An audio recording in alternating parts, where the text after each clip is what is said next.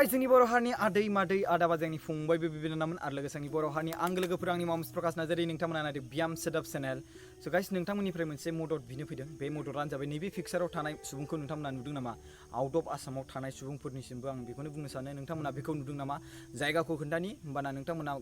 गोरलैनो मिथिनो मोनगोन कर्नाटकायाव खामानि मावनो थांदोंमोन आरो बे कर्नाटकानिफ्रायनो न'सिम फैनो होननानै 27 अक्ट'बर खालि गारि गाखोदोंमोन होनना बुंदों आरो बेनि गेजेराव 27 आरो 29 नि गेजेराव बे मानसिया गोमादों होनना बुंदों न'खरनि बुंनाय मथे बिनि मुङा जाबाय गौतम बर' आरो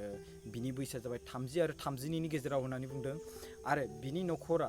बेखौ दायो नागिरगासिनो दङ आरो बिनि गेजेराव बे रानिं माने खारबाय थानाय ट्रेननि गेजेराव माने मानसिया माने जायजों ट्रेननि दाबायाव दालाय वाशरुम बा माने टयलेट टाइम बा बिदिनो थांदों होनना बुंदोंमोन रानिं खारबाय थानाय ट्रेनावनो माने गोमादों मिथिबायना स' बेहा सानै गथ' दङ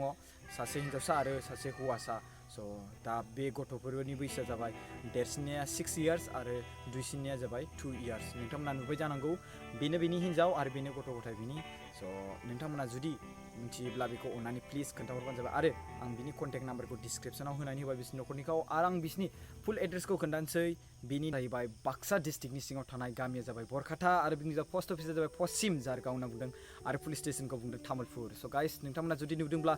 भिडिअनि स्क्रिनाव होनाय नाम्बाराव कल खालामनानै खोन्थाहरनो हागोन लोगोसे आरो नोंथांमोना डिसक्रिपसनाव थांनानै नायनानै कन्टेक्ट नाम्बारखौ आंनाव कल खालामहरनो हागोन आरो आंनि नाम्बारबो होनाय जादों स' नोंथांमोननिसिम बेखौनो रिकुवेस्ट खालामो नोंथांमोना नुदोंब्ला अननानै खोन्थाहरबानो जाबाय आरो जुदि बे मानसिया जुदि फैबाय जुदि आसामाव सफैबाय सोरनावबा दङ अब्ला प्लिज बे भिडिअखौ नुनानै जुदि नोंथांमोना बे मानसिखौ सिनायदों नायना लाबाव नोंथांमोना पिक्सारखौ आं होखादों नोंथांमोना नायनानै आरामसे सिनायनो हागोन स' नोंथांमोना खोन्थाहरबानो जाबाय स' आं बेखौनो न'निफ्राय भिडिअ बानायनो रिकुवेस्ट खालामहरदोंमोन स' बिनि थाखायनो आं नोंथांमोनसिम दैथायहरबाय स' नोंथांमोना जुदि नुयोब्ला बे नोंथांमोननिसो खोथासै खोन्थानायनि स' थेंक इउ स' माच लोगोफोर खुलुमबाय